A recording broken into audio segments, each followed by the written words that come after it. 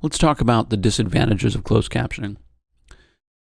The primary disadvantage as the content creator that you have to manage when you close caption is that you have to make sure that your output will display properly in whatever viewer your users have, whatever player your user has. So when you look at the history of closed captioning, what you'll find is whoever created, because the caption track is inside the video, whoever created the player typically created a separate kind of sync file that they felt was the best sort of standard, although there's no standards.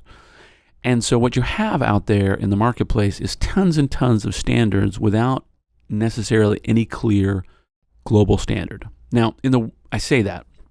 The reality of it is that there is a standard, and that's within the broadcast world. There are standards in terms of how, because in the United States at least, there is a standard, broadcast standard for captioning, because all stations who broadcast on open airways have to caption their videos. And now, recently, they also have to, if the video has ever been broadcast, it also has to be captioned if it's being distributed electronically on the internet.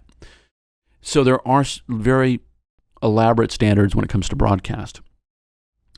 Because we're not broadcasters and we're just talking about electronic media, then there aren't standards for just passing a caption file to all the viewers. And so we'll go through a process in the course that gives you the most flexibility in that process. But the key here concept is the player has to play it, and you have to, as the creator, manage that process. The next thing is that one of the disadvantages is, unlike when you burn the text to the video itself, you get total control over that text.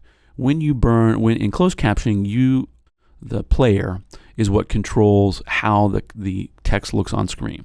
So generally speaking, this is not an issue, but there are times when a player might put text a little high on the screen or too small for a user. And so it's just one of the things that you need to test to make sure and understand what product you're giving your end users, because it may not be exactly what you want it to be or what you intend it to be.